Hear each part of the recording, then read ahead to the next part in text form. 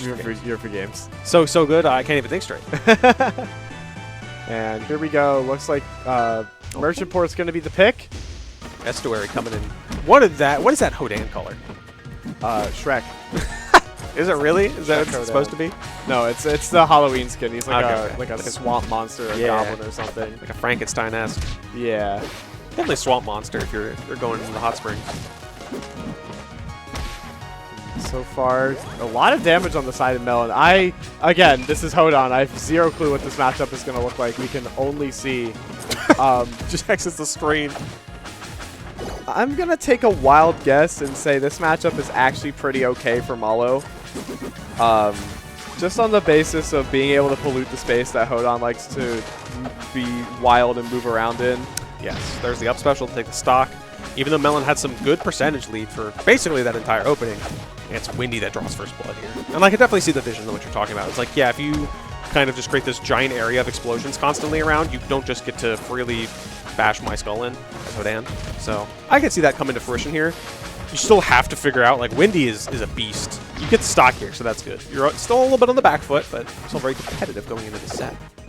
Great parry from Melon. Going to get things started off with 4 back airs, 32% on the board quickly. Windy going to be able to turn it around.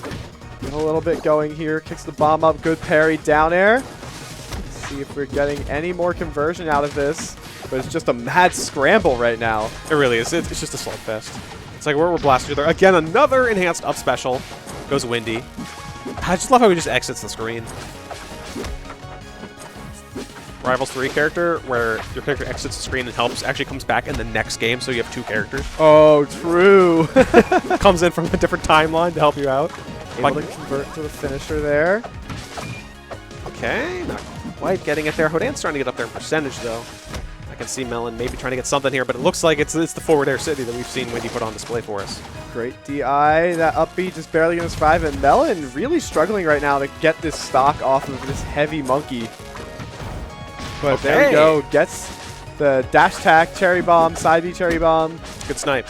Very good snipe. Great shot. You're sitting at triple-digit % right now, though, so you got to be careful. And was that your own bomb? That was a firecracker. Okay, unfortunate there for Melon. That's the second sort of getting blown up by your own special we've seen so far in this bracket for Malos.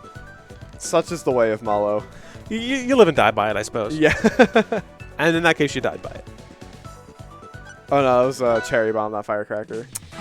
Going off the top, Windy. Deal. 1 game on the board. Oh, seems like we filled out a couple spots on the bingo board. You got to take the time to do that in between games so you remember. Yep. Does that take away from your mental if you're thinking about the bingo board while you're playing the set? Like if something happens where you're just like, oh, it's on the bingo board. Like you're taking away from your focus, right? I feel like it's funnier because like instead of melding about it while you're playing the game, you're just like, oh, got a marker on the bingo board. I mean, that's a good mentality saver, truly is. Yeah. I respect that, though. Anything to kind of help your mental so you're not just getting tilted is a win in my book. Here we go. Jules Vale going to be the counter pick from Melon.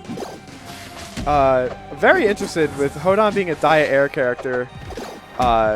This is a stage that seems probably pretty good, but up and down we go. These pillar combos already 86%, and it just keeps climbing from Melon. This is a very strong start for Melon. Absolutely. It's the parries, some good aggression there. We saw the pillars.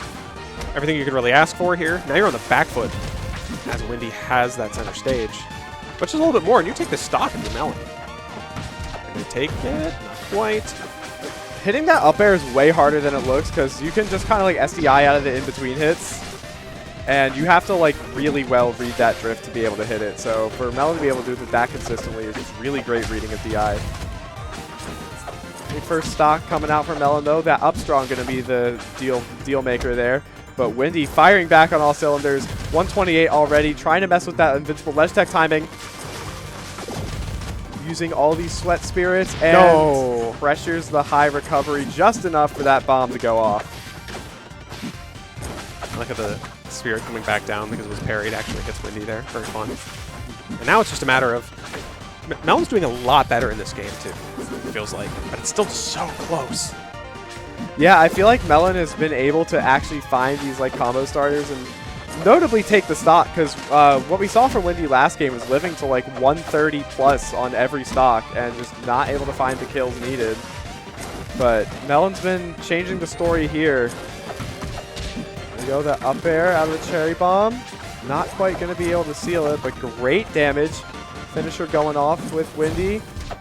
Oh, couldn't quite get the layup there. That's so unfortunate, and that's the power of the forward air. Throwing up your hands, something that sometimes is all you can do. Windy taking the lead here. Trying to recover, trying to find something good. Can Melon just quickly wrap it up here? Good percentage for everything, that's for sure. You just gotta find a good enough tech chase. Looking really desperately for that kill. Gonna find it with the second F strong, and here we go. Last stock. Game number 2. Windy already starting off strong. Here comes that advantage state that we're so terrified of. Yeah, this is a this is a mom. Please come pick me up. I'm scared. Sort of advantage states you have to look out for. Great parry on the bomb. Calls out the bomb toss with the flashbang. Not gonna be able to convert into the up B like last time. Had to toss the bomb there so didn't get blown up. Get parried a little bit, wee bit. Trying to just land on the ground. It's so tough for Melon right now because Windy's just barraging you with moves, taking that game 2 as well with an enhanced up special. Like, you can see that Melon's like trying to get some distance, trying to set up something, and Windy's just like attack, attack, attack, attack, and it's like you can't keep up. I almost wonder if like a flatter stage would be better, because I'd have to see what the bans are, but like for as much as Malo loves platforms, it feels like Windy is getting so much more off of them. Because Hold On Nair being one of the best plat drop aerials in the game. Oh yeah, those bans is like, yeah, we're banning some flat zones. Yeah. That's understandable. Abyss ban, Gates ban, and Treetop ban is interesting. But I could see why. Maybe, oh, we're getting a Frozen Fortress pick. Okay. So, this is really interesting because those top platforms are really conducive to dying at 4. But with the really low bottom blast zone for Malo's spikes, you're going to die really early, and those small side blast zones as well. But oh my god. Dying at 4, speaking of. That's so rough. Especially just like you're down 2 games, you get blown up that quickly in this game 3. That is incredibly rough, and the Yeah, up airs. The power of the towel. It's like, my god. Hold On up air is such a weird move, but Windy uses it so well at every turn. Yeah, it looks natural. It really does. Just the way Windy pilots this character. Ouch! Just catch up as well. It's poor Melon has to take a second to reflect because Windy's running away with this game. And Melon just looks like mentally out of this game almost. Like, I can see a bit of the tilt there happening. And you really got to keep it together against Hold On. Hold On's a character that's going to frustrate you, and the more stupid decisions you make, the more you're going to die at 4, like we saw at that first stock.